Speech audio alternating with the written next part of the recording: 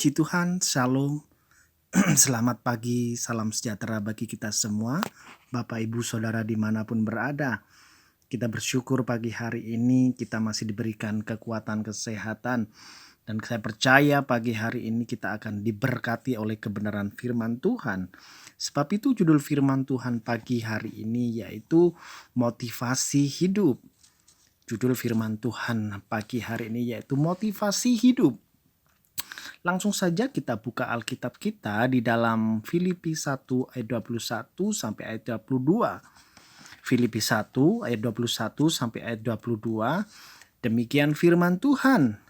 Karena bagiku hidup adalah Kristus dan mati adalah keuntungan. Tetapi jika aku harus hidup di dunia ini, itu berarti bagiku bekerja memberi buah.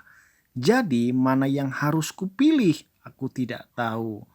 Nah, Bapak Ibu Saudara yang dikasihi Tuhan, jika kita disuruh memilih antara kematian dan kehidupan, kira-kira mana yang akan kita pilih? Nah, hampir semua pasti memilih kehidupan, bukan?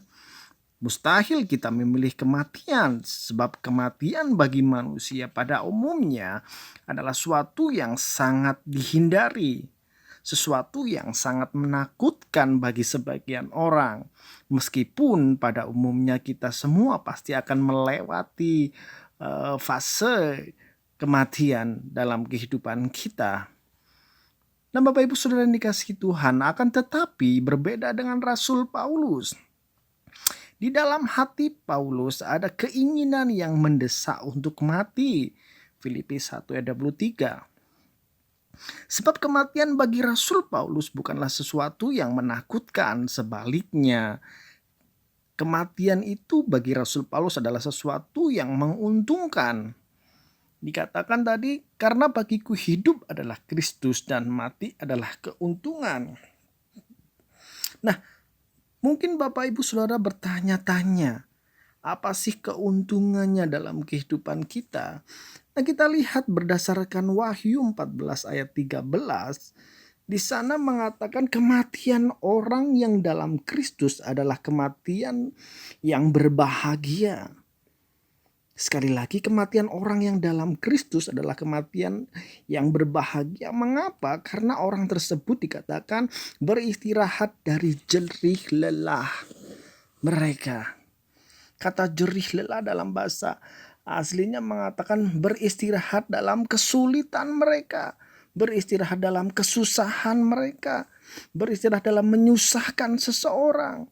Sebab itu Yohanes berkata, berbahagialah orang yang mati, yang matinya dalam Tuhan, supaya dapat beristirahat.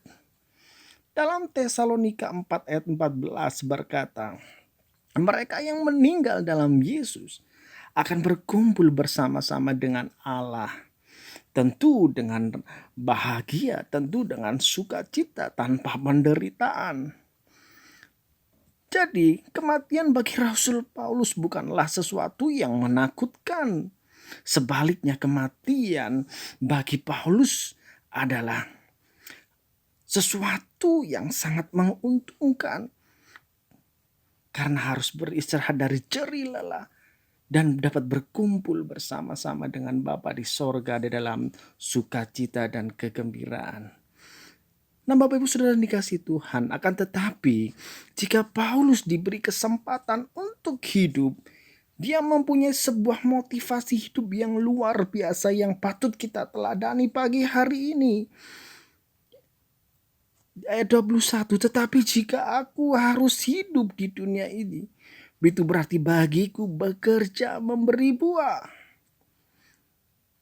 Artinya jika Paulus masih diberikan kesempatan Tuhan untuk hidup di dunia ini, ia harus berusaha menjadi berkat bagi sesama, menjadi berkat bagi jemaat Tuhan, menjadi berkat bagi gereja Tuhan, dan semua untuk kemuliaan Tuhan tentunya. Yang menjadi pertanyaan kita pagi hari ini bagi saya dan saudara, pertanyaannya sekarang datang dalam kehidupan kita. Jika Tuhan memberi kesempatan untuk kita hidup Ya, untuk kita bernafas pagi hari ini. Apa motivasi saudara? Apa motivasi hidup saudara? Apakah hanya sekedar mengejar harta dan tahta? Apakah hanya sekedar memuaskan keinginan-keinginan kita? Apakah sibuk dengan urusan-urusan dunia yang fana ini? Ataukah seperti Rasul Paulus menjadi berkat bagi sesama, bagi gereja, bagi jemaat Tuhan? Bapak Ibu Saudara yang dikasihi Tuhan, buat hidup saudara berkualitas pagi ini dengan memperbarui motivasi kita di hadapan kita, di hadapan Tuhan, memperbarui motivasi hidup saudara, bukan mencari kepuasan diri sendiri, bukan mencari keinginan-keinginan daging, tapi buat hidup saudara berguna, berdampak bagi sesama, gereja, jemaat, dan semua itu kemuliaan Tuhan tentunya. Dan pagi hari ini firman Tuhan datang kepada kita, bahwa kematian bagi iman Kristen bukanlah sesuatu yang menakutkan. Sebaliknya kematian bagi orang percaya adalah sesuatu yang menguntungkan. Karena kita terbebas dari masalah. Kita bisa beristirahat dari jerih lelah kita. Dan kita dapat berkumpul bersama dengan Bapa di sorga dengan penuh sukacita tanpa penderitaan dan kesusahan. Karena Yesus, kematian menjadi sebuah keuntungan bagi kita.